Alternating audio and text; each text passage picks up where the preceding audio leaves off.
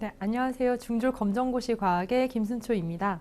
네, 이번 시간은 저번 시간과 마찬가지로 쭉 이어서 중학교 3학년 과정에 대해서 수업을 할 건데요. 네, 저번 시간에 배운 거 우선 검토하고 그 다음 수업 넘어가는 걸로 하겠습니다.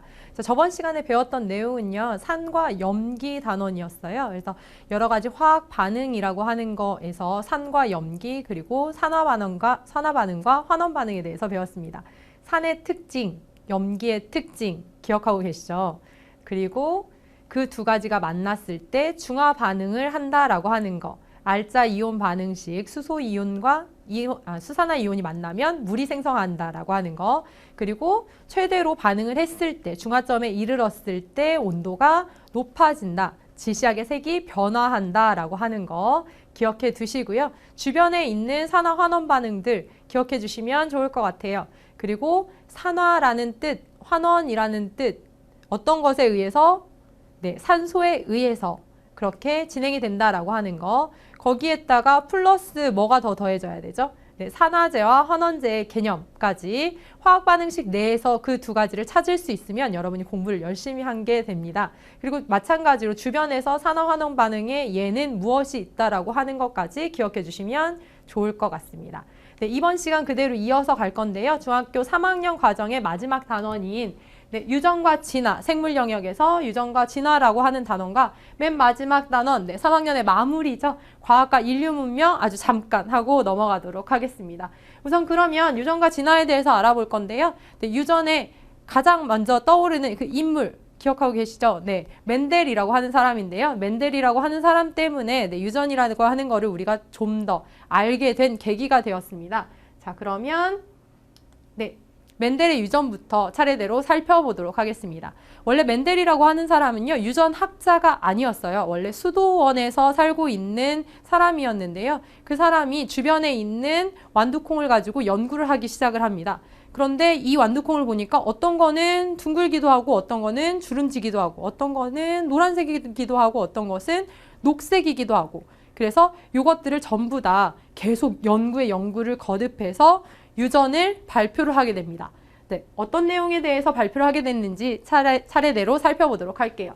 멘델의 유전에서 가장 먼저 나와 있는 게 완두라고 하는 내용입니다. 그래서 완두를 가지고 유전 연구를 했는데요. 이 유전 연구에 완두가 쓰였다라고 하는 거 왜 좋았냐라고 하는 거 기억해 두셔야 되는데요. 첫 번째는 대립형질이 뚜렷했다라고 하는 거. 형질이라고 하는 거는요. 모든 생물이 가지고 있는 특별한 성질이라고 생각을 하시면 됩니다. 예를 들어서 둥글다, 주름지다 이러한 모습들이 모두 다 형질인데요. 반대되는 형질이 아주 뚜렷하다라고 하는 장점을 가지고 있습니다.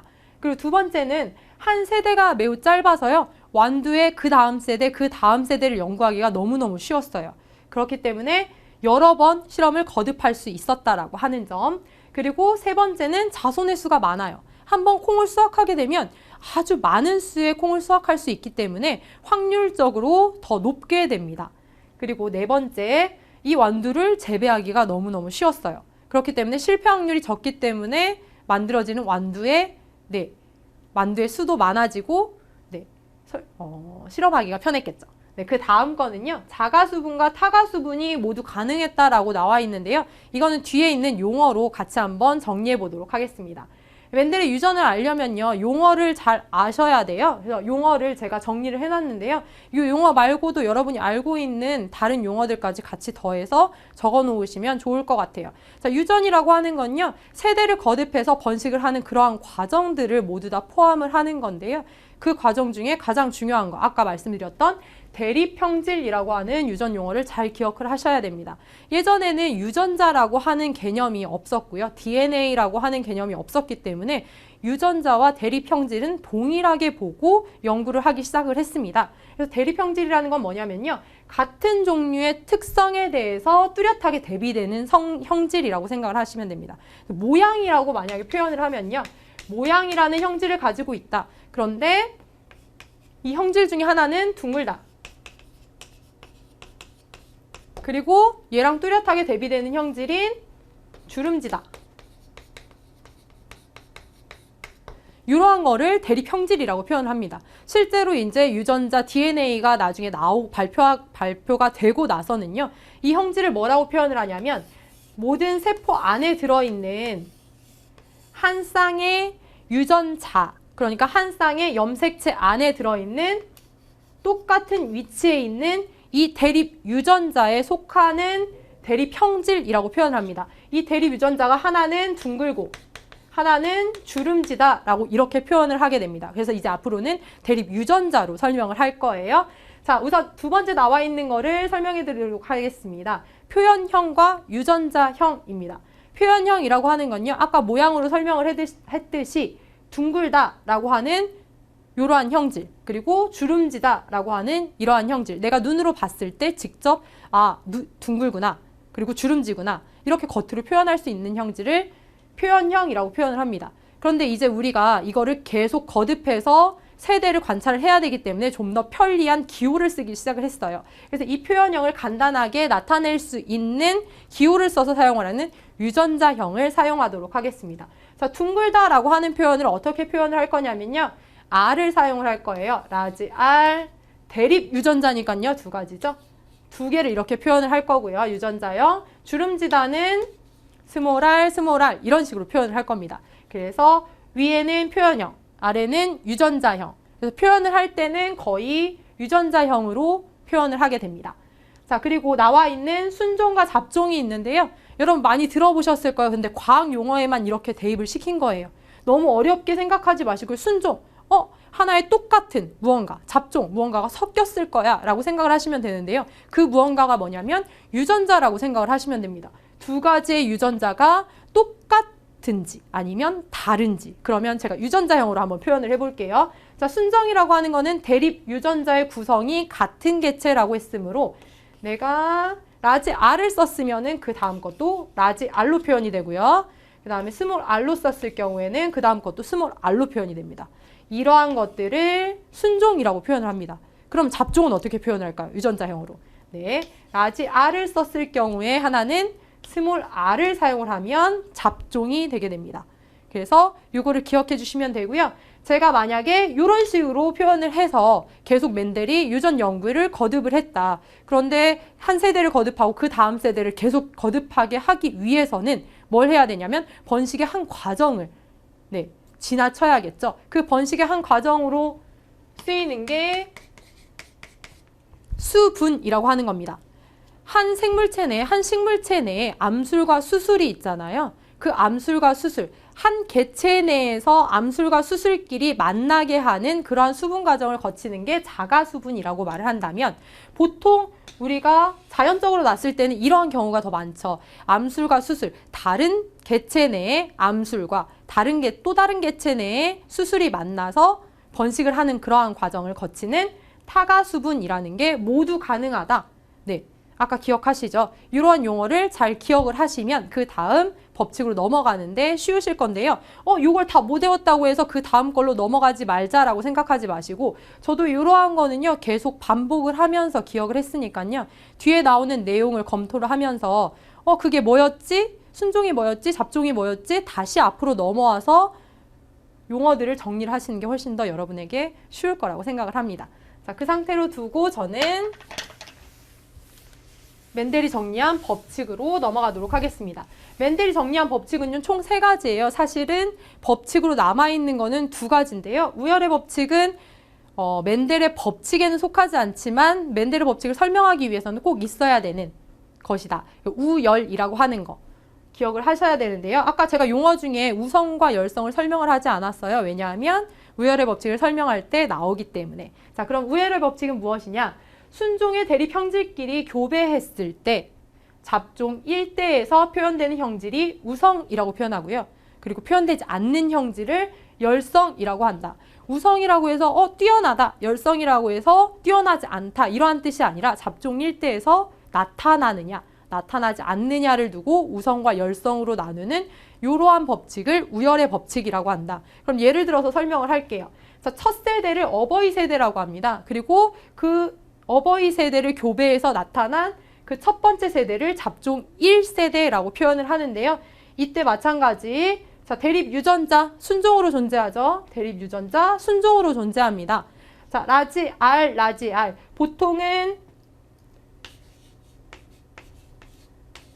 라지 R이 스몰 r보다 더 높다라고 표현을 하는데요. 요거를 설명을 하고 제가 적어야겠네요. 자, 여기서 나타날 수 있는 유전자는 라지 R이고요. 그리고 여기에서 나타낼 수 있는 유전자는 스몰 r입니다. 그러면 두 가지가 만나서 어느 걸로나 결합을 해도 한 가지만 나오겠죠. 라지 R, 스몰 r. 그래서 잡종 1대에는 무조건 요 형질이 나타나게 됩니다. 그럼 이 형질이 뭐냐? 이 라지 R의 더 강한 것들, 즉 아까 둥글다, 주름지다 중에 어떤 거에 해당이 되냐면 둥글다라고 하는 형질이 나타나게 되면 둥글다라고 하는 형질은 우성에 해당이 되고, 반대로 주름지다라고 하는 형질은 나타나지 않았으므로 주름지다라고 하는 형질은 열성에 해당이 된다라고 하는 거 기억을 해주시면 좋을 것 같고요. 그 다음 형질은 멘델의 제1법칙인 분리의 법칙입니다. 분리의 법칙은 대립 유전자가 서로 분리되어서 생식세포 안으로 들어간다라고 해서 나타난 성질이고요. 얘에서 되게 특이한 형질이 나타나니까요. 저랑 같이 보시면서 해결하도록 하겠습니다. 자, 잡종 1대를 자가수분할 건데요. 아까 잡종 1대는 이런 식으로 나타났습니다. 그래서 똑같은 잡종 1대를 같이 교배를 시킬 거예요. 같이 교배를 시키면 아까 우열의 법칙에서 나타났던 순종끼리 결합시키는 거랑은 달라요. 왜냐하면 여기에서 나타날 수 있는 유전자의 형질은 라지 R이라고 하는 확률과 스몰 r이라고 하는 확률, 그리고 마찬가지 라지 R이라고 하는 형질과 스몰 r이라고 하는 형질 두 가지로 나누어지게 됩니다. 유전자는 각각 4개예요. 그런데 서로 반응을 하기 때문에 수학하고 똑같죠. 네, 이렇게 하나, 라지 R, 라지 R, 그리고 이렇게 하나, 라지 R부터 쓰는 거예요. 스몰 r, 그리고 이렇게 하나, 라지 R, 스몰 r, 그리고 스몰 r, 스몰 r. 잡종 1대 아래쪽의 세대이기 때문에 얘는 잡종 2대라고 표현을 하고요. 잡종 2대에서 나타날 수 있는 유전자형은 세 종류입니다. 유전자형은요.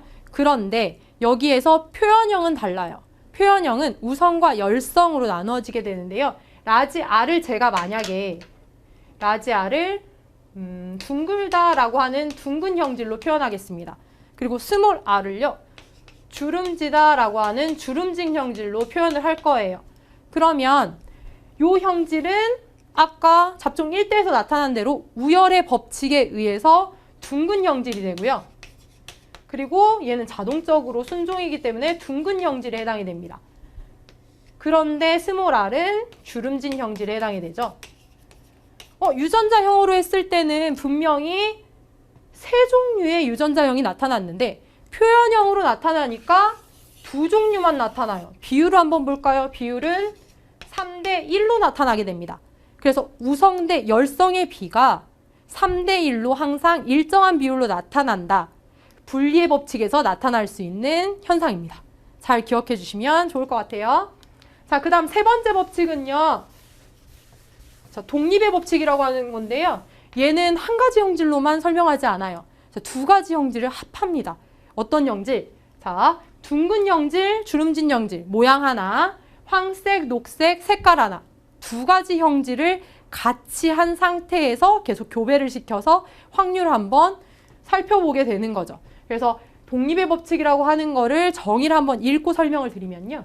두 쌍 이상의 대립 형질이 함께 유전이 될 때 각각의 형질을 나타내는 유전자는 둥글고 주름진 거 또는 황색이고 녹색인 거, 각각의 형질을 나타내는 유전자는 서로 영향을 주지 않고 독립적으로 유전이 된다. 둥근 거는 색깔에 영향을 주지 않는다. 색깔도 마찬가지로 모양에 영향을 주지 않고 계속 유전이 된다라고 하는 법칙을 독립의 법칙이라고 표현을 합니다. 그래서 얘를 표현을 할 때는 보통 유전자형으로 어버이는 무조건 순종을 써요. 그래서 둥근 형질을 R로 표현을 하고요. 황색을 Y로 표현을 한다면 이렇게 주름지고 녹색인 거 이렇게 표현을 하면 맨 마지막에 2대에 나타나는 이 유전자형은요. 다 다를 거예요. 그런데 비율은 9대, 3대, 3대 1로 나타난다라고 하는 거. 그런데 여기에서 독립의 법칙도 같이 설명할 수 있거든요. 우선은 색깔로 한번 볼게요. 모양으로 한번 볼까요?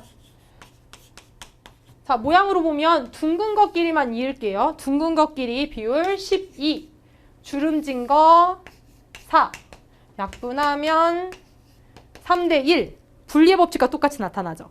그리고 색을 해보면요. 색은 다른 색으로 해야겠다. 빨간색으로 해볼게요. 색은 황색, 황색 더하면 12. 그리고 녹색, 녹색 더하면 4 나타내면 3대 1로 표현이 됩니다. 분리의 법칙과 똑같죠. 자, 보세요. 다른 형질이 분명히 섞여서 유전이 되었는데도 불구하고 맨 마지막에 비율은 일정하게 나타나요. 서로 영향을 주지 않았다는 증거겠죠. 그래서 독립의 법칙도 여기에 독립의 법칙을 잘 설명을 하면 밑에 보면 분리의 법칙까지 같이 설명이 가능한다라고 하는 거 기억을 해주시고요. 이 세 가지 법칙 중에 가장 많이 출제가 되었던 거는 우열의 법칙입니다. 사실 우열의 법칙을 알아야 나머지 것도 설명이 되거든요. 그래서 우열의 법칙뿐만 아니라 이제는 독립의 법칙, 그 다음에 분리의 법칙까지 같이 기억을 해주시면 좋아요. 자, 멘델이 이러한 연구를 했습니다. 그런데 이러한 연구는 실제로 다른 과학자들한테 영향을 주지 못했어요. 어떤 영향을 주지 못했냐면 멘델이라고 하는 사람이 과학자가 아니었단 말이에요. 그 당시에. 그래서 다른 과학자들은 다 무시를 했어요. 수도원에 살고 있는 사람이 무슨 연구를 해서 그런데 이 사람이 죽고 나서 16년 정도 지난 후에 빛을 발하게 됩니다. 여러 과학자들에 의해서요. 그 과학자들 중에 한 명이 코렌스라고 하는 사람입니다. 그래서 코렌스가 어떤 연구를 했냐면요. 멘델의 연구를 계속 이어갔어요.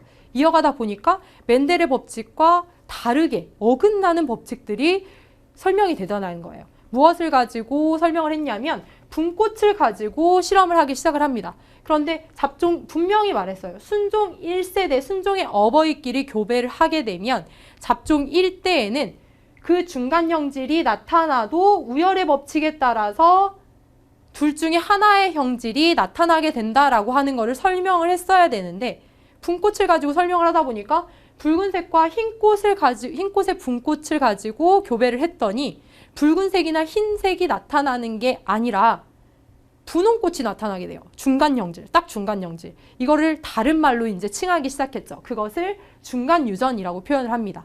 그런데 또 희한한 거는요. 이걸 가지고요. 잡종 1세대에 다시 한번 교배를 하기 시작을 해요. 교배를 하게 되면 여기에 있는 유전자 교배를 했을 때 나타나는 유전자형은 총 3가지로 나누어지게 되죠. W. 그래서 붉은색, 분홍색, 흰색, 분꽃이 어떤 식으로 나타나게 되면 1대 2대 1의 비율로 항상 나타나더라 이거예요. 그러니까 우열의 법칙은 성립하지 않았지만 뭘로 설명을 할 수 있냐면 분리의 법칙은 성립한다라고 하는 것을 코렌스가 증명을 하기 시작합니다. 그래서 중간 유전까지 알아두시면 좋고요. 그런데 이렇게 식물 가지고 연구를 하는 거는 되게 쉬워요. 그런데 사람은요. 사람도 유전이 되잖아요. 사람의 유전을 연구를 하고 싶단 말이에요. 그런데 연구를 하기 어렵습니다. 왜냐하면 세대도 되게 길고요. 그리고 아까 멘델의 유전 법칙에 의해서 완두를 사용했던 것처럼 완두의 장점을 사람이 가지고 있지 않아요. 그래서 어떤 방법을 쓰냐면요. 이러한 법칙을 씁니다. 첫 번째, 가계도를 조사를 합니다. 가계도를 조사를 해서 예를 들어서 뭐 혀가 말리느냐. 엄마 아빠는 혀가 말리는데 나는 말리지 않았어. 그런데 내 자식은 또 말렸어. 어떻게 할까? 쭉 세대를 이어가면서 가계도를 조사해서 그 형질을, 특정 형질을 연구를 하게 되는 겁니다. 또 어떤 게 있냐면요. 쌍둥이를 조사를 하게 돼요. 쌍둥이는 일란성과 이란성이 있잖아요. 일란성은 수정자 하나에서 나타났기 때문에 나중에 2명이 태어났을 때, 일란성인 경우에 2명이 태어났을 때 2명이 자라나면서 뭔가 다른 특이한 형질을 보인다. 그러면 유전의 영향이 아니라 이거는 환경의 영향에 의해서 나타난 걸 거야 라고 판단을 하는 게 쌍둥이를 조사해서 유전과 환경의 관계를 알아보는 겁니다. 자, 3번째 나와 있는 건요. 유전 형질을 특징을 생각을 해서요. 여러 가지 조사를 하게 돼요. 그래서 통계를 내게 됩니다. 그래서 통계 조사를 하게 되는 거고요. 지금 가장 많이 조금 알려진 게 DNA와 염색체를 분석을 해가지고 부모와 자손 사이에 염색체 이상에 의해서 어떤 형질이 또 다르게 나오느냐. 그래서 유전병을 진단하는 데 쓰이고 있습니다. 근데 우리가 이제 알아봐야 될 사람의 유전은요, 두 가지로 나누어질 건데요. 사람의 유전은 성유전, 그러니까 성염색체로 유전이 되느냐, 상염색체로 유전이 되느냐. 이걸 알려면 사람의 염색체를 우선 알아야 되는데요. 사람의 염색체를 간단하게 적어볼게요. 사람의 염색체 같은 경우에는요, 남자와 여자 염색체가 개수가 총 46개로 같아요. 22쌍 플러스 XX이냐 XY냐 요거에 따라서. 그래서 22쌍인 요 염색체를 상염색체라고 표현하고요. 여자와 남자를 구분해주는 마지막 두 개의 염색체, 이것을 성염색체라고 합니다. 그래서 염색체에 의해서 유전이 되는 두 가지 각각 나누어서 이제부터 살펴보도록 하겠습니다. 자, 우선 나와 있는 상염색체에 대한 유전은요, 두 가지를 배울 거예요. 첫 번째 나와 있는 것은 미맥 유전입니다. 그래서 PTC라고 하는 용액을요, 혀에다 대봤을 때 쓴맛을 느끼는 사람과 쓴맛을 느끼지 않는 사람 두 가지를 구분을 할 건데요. 정상 유전자는 쓴맛을 느끼는 사람, 미맥 유전자는 쓴맛을 느끼지 못하는 사람이라고 표현을 할 거고요. 유전자형으로는 라지 T와 스몰 t를 이용을 해가지고 사용을 해보도록 하겠습니다. 자, 정상인 경우는요, 순종인 경우, 그리고 잡종인 경우, 라지 T가 들어가면 무조건 정상의 표현이 된다라고 보시면 되고요. 그리고 스몰 t가 두 개인 순종인 경우, 얘는 미맥 유전자형이라고 생각을 하시면 됩니다. 그래서 이 두 가지를 한번 결합을 시켜볼게요.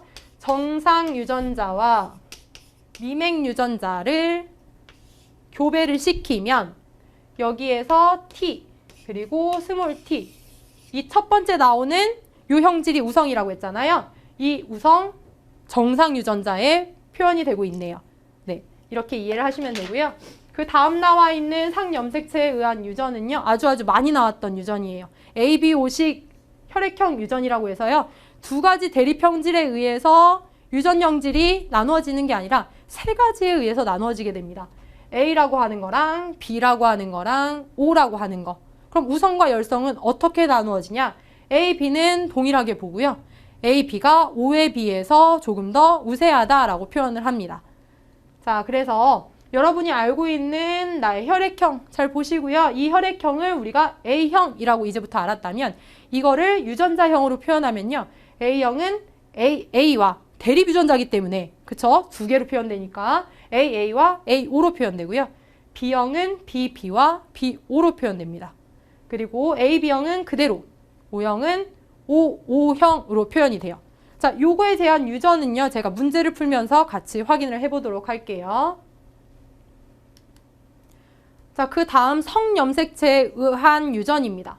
성염색체는요, 마찬가지로 성염색체에 의해서 형질이 유전이 되는데, 결정이 되는데, 성염색체 아까 설명해드렸죠. 남자와 여자는 각각 다른 두 개의 염색체가 있다.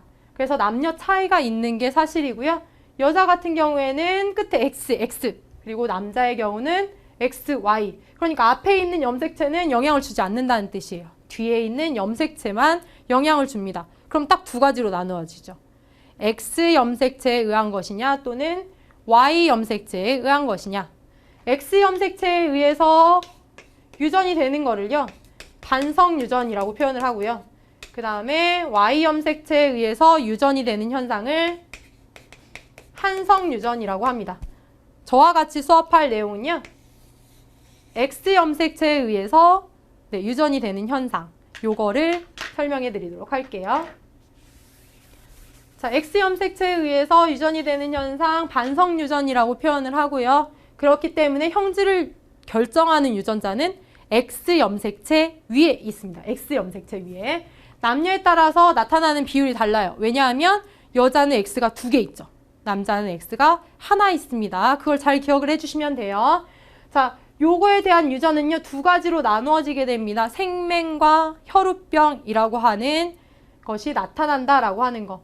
조금 어려운 내용이에요. 그러니까 쉽게 그냥 넘어가도록 할게요. 자, 정상 유전자를 X라고 표현을 하고요. 생맹 유전자를 X 다시 또는 혈우병 유전자도 X 다시라고 표현을 할 겁니다. 이때 여자는 염색체의 종류가 세 가지로 나누어지게 돼요. X에 영향을 준다라고 했기 때문에 첫 번째 X에 영향을 주느냐 아니면 둘 다 영향을 주느냐로 나누어지게 되고요. 남자는 첫 번째 X에 영향을 주느냐 두 번째 하려고 하니까 두 번째가 없죠. 그러니까 얘에 영향을 주게 되면 무조건 다 생맹이나 혈우병에 해당이 된다라고 생각을 하시면 됩니다.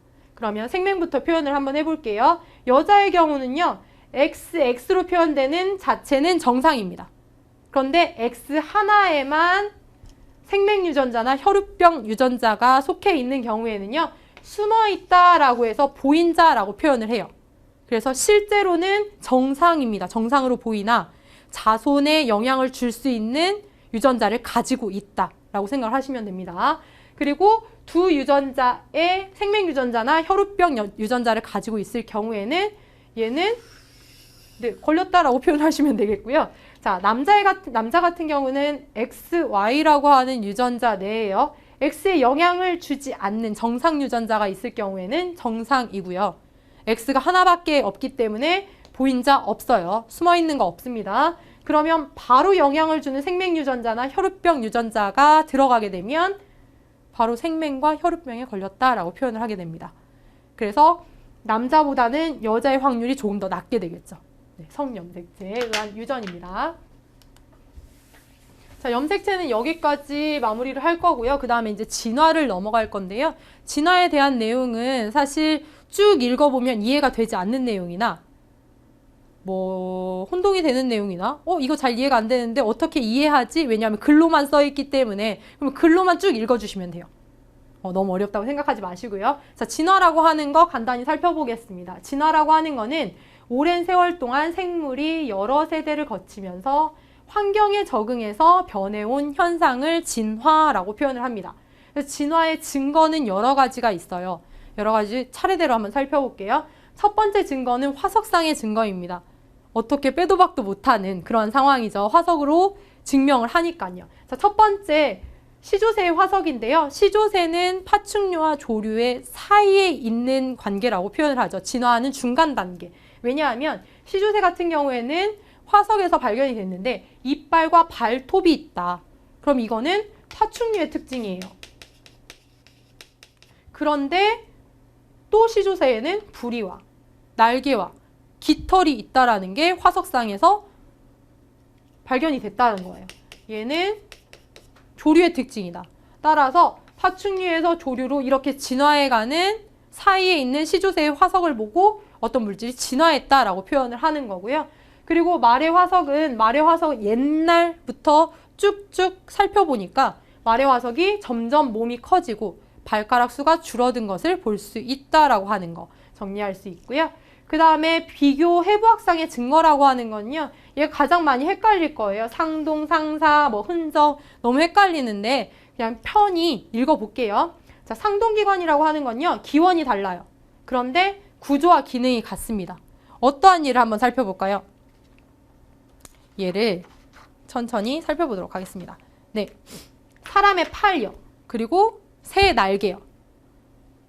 구조와 기능이 다르지만 발생 기원은 같다라고 하는 거. 그리고 네, 상사기관 같은 경우에는요. 상사기관은 똑같이 날개인데 구조와 기능이 비슷해서 똑같이 날개인데 그 기원이 다르다는 거예요. 어떻게 예를 들 수 있냐면 새의 날개나 곤충의 날개. 새의 날개 같은 경우에는 네, 팔에서 계속 기원이 됐다라고 보고요. 그리고 곤충의 날개는 껍데기에서 네, 진화가 되었다라고 봅니다. 그래서 상사기관은 그렇게 다르다는 거고요. 흔적기관은 여러분 몸에서도 찾을 수 있어요. 네, 알려진 사실이긴 하지만 꼬리뼈 같은 경우에 사람의 꼬리뼈는 퇴화되어서 지금 흔적만 남아있다라고 표현을 하게 되는 거죠. 그래서 이러한 것으로 봤을 때 비교 해부학상의 증거가 이렇게 있다라고 하는 거. 네, 그 다음은 발생학상의 증거인데요. 모든 척추동물은 수정란에서 시작돼서 점점 팔도 분화되고 눈도 분화되고 이런 식으로 분화가 되잖아요. 그렇게 분화되는 과정이 발생 초기의 모습이 비슷하다라고 보는 게 발생학상의 증거입니다. 그리고 나와 있는 지리학상의 증거는요. 지리적으로 격리된 환경에서 다르게 진화하는 종이 있다. 예를 들어서 갈라파고스의 군도는요. 여러 개의 섬으로 작은 섬으로 이루어져 있습니다. 그 섬에 살고 있는 핀치라고 하는 한 가지 종류의 새는요. 부리의 모양이 각각 달라요. 뭔가를 빨아먹고 사는 핀치 같은 경우에는 부리가 되게 깁니다. 그런데 딱딱한 열매를 쪼아 먹고 사는 핀치의 부리는요. 되게 크고 단단하게 생겼다라고 합니다. 그것으로 보았을 때 지리학상의 증거가 이렇게 나타난다라고 하는 거. 그리고 맨 마지막 같은 경우에는 유전학상의 증거인데요. DNA나 단백질을 분석해 봤을 때 이런 식으로 진화했다라고 하는 것을 증명한다라고 하는 거죠. 이러한 증명을 통해서 여러분이 진화설까지 알아볼 수 있는데요. 진화설도 마찬가지 4가지에 플러스 현대 진화설까지 5가지에 대해서 알아볼 건데 진화설 같은 경우에는 사실 이게 과학적으로 어떻다라고 하는 것이 없어요. 가설이잖아요. 진화 가설이라고 설명을 하시면 되는데요. 그렇기 때문에 그냥 한번 읽고 제가 이 부분은 좀 기억해 주세요 라고 하는 부분만 체크해 주고 넘어가시면 될 것 같아요. 첫 번째 나와 있는 진화설은요. 라마르크의 용불용설이라고 하는 겁니다. 라마르크의 용불용설은 그대로 읽어볼게요. 생물이 자주 사용하는 기관은 더 발달합니다. 그리고 사용하지 않는 기관은 나중에 퇴화가 된다.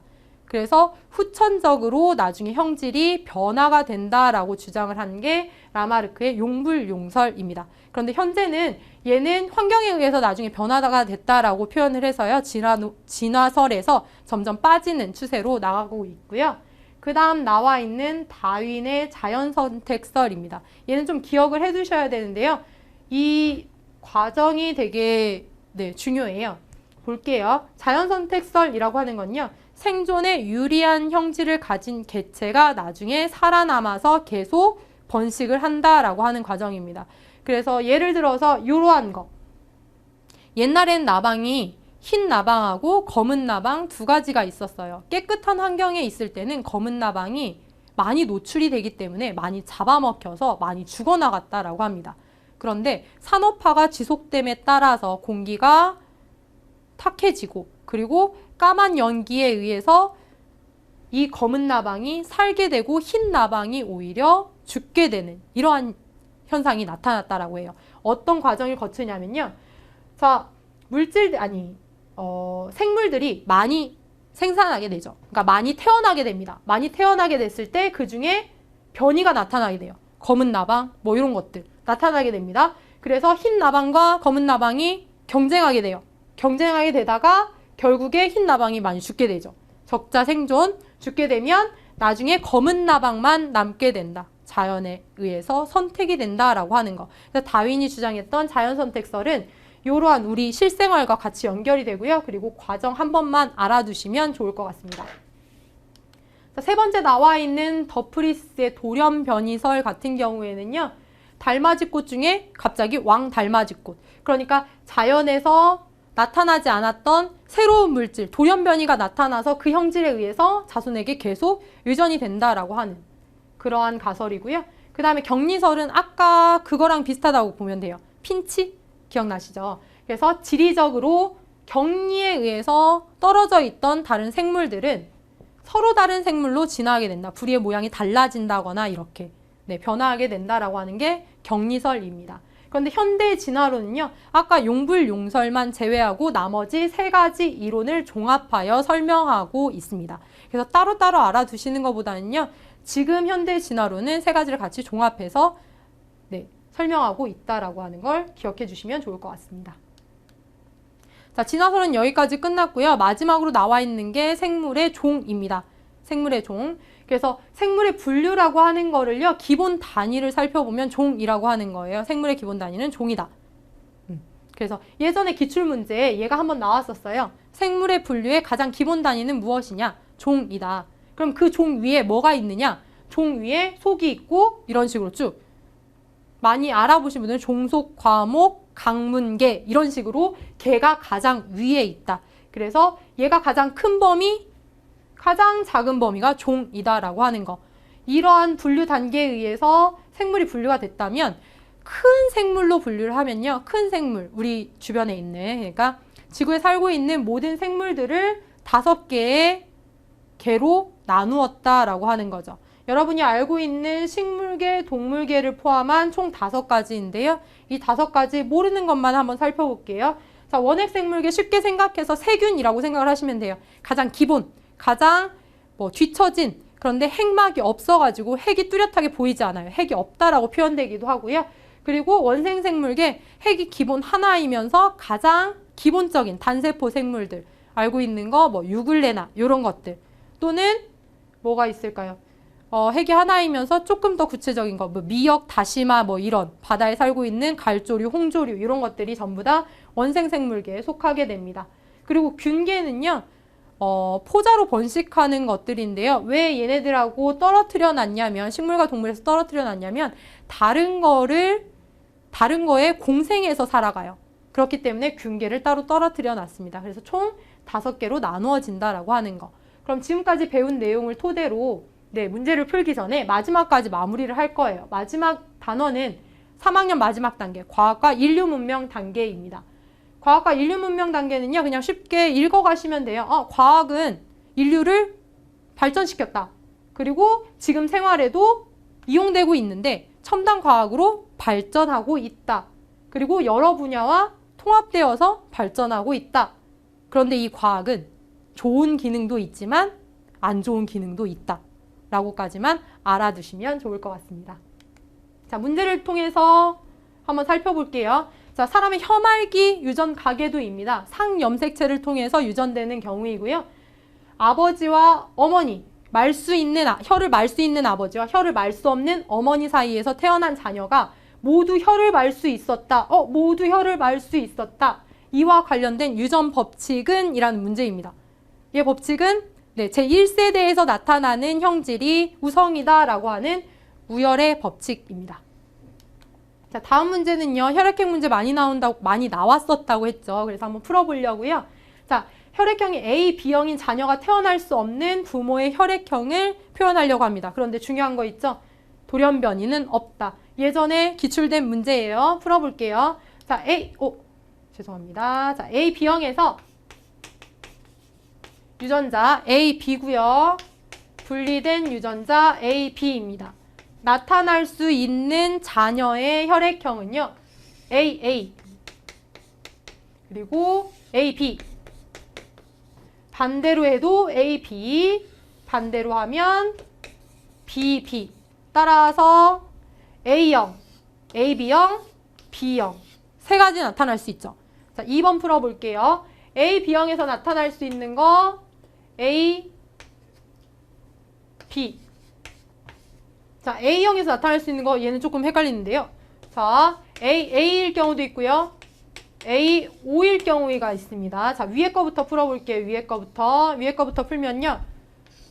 A, A, B, A, B. 따라서 AA와 AB형 2가지고요. 밑에 있는 거요. AA, AO, 그리고 AB, BO. 이렇게 나타날 수 있겠죠. 자, A, B형입니다. B형도 마찬가지 B, B와 BO로 나눠질 수 있습니다. 자, 그러면 위에 거부터 살펴보면요. AB, AB, BB, BB. 그리고 아래에 있는 거 살펴보면요. AB, AO. 그리고 BB, BO. BB, BO. 이렇게 나타날 수 있죠. 자, 마지막까지 풀고 계산할게요. B형은 A형과 B형, 그리고 O형은 O로 표현되면 유전자는 O 하나밖에 없겠네요. 그러면 나타나면 AO, BO. AO, BO. 자, 얘는 4번째 같은 경우에는 A형과 B형밖에 나타낼 수 없어요. 그러면 표현해 볼게요. 여기 중에 1번에서는 A, B형 자녀 나타날 수 있죠. 그 다음에 2번에서 A, B형 나타날 수 있습니다. 그리고 3번에서 A, B형 나타날 수 있는데 4번은 나타날 수 없겠죠. 그래서 정답은 4번이 됩니다. 이렇게 혈액형 유전을요, 꼭 풀어보시는 게 좋아요. 네. 자, 마지막으로 이번 시간 정리를 할 거예요. 이번 시간에 배운 거 되게 많은 것 같아요. 맨 마지막에 혈액형 유전 문제를 풀어서 그런지요. 네, 위에서부터 설명하겠습니다. 멘델의 유전 법칙 3가지에 대해서 배웠어요. 우열의 법칙, 그리고 제1법칙, 분리의 법칙, 제2법칙, 독립의 법칙 공부했고요. 그 다음에 사람의 유전 같은 경우에는 상염색체에 의한 유전과 성염색체에 의한 유전 2가지로 나누어지게 된다. 상염색체는 남자, 여자 구별 없고요. 성염색체는 남자, 여자 구별 있어요. 자, 그 다음에 나와 있는 진화론 여러 가지에 대해서 배웠죠. 그 중에서 다윈의 자연 선택설 기억해 주시는 게 좋을 것 같다라고 해서 정리해 놓고요. 그리고 맨 마지막 단원. 과학이 우리 생활에 미친 영향, 뭐 순기능과 역기능 거기까지 정리를 해주시면 좋을 것 같습니다. 그래서 여기까지 정리를 했고요. 이제 2009 개정 교육과정에 따른 그 기본 개념, 이론, 추가 내용들을 전부 다 정리를 해봤어요. 이 내용을 토대로 저랑 문제풀이까지 계속 갈 거니까요. 이 내용 꼭 정리하시고 그 다음에 마무리하시면서 문제 푸시면서 꼭 정리하는 시간 가졌으면 좋겠습니다. 저와는 여기까지 마무리할 거고요. 그동안 수고하셨습니다.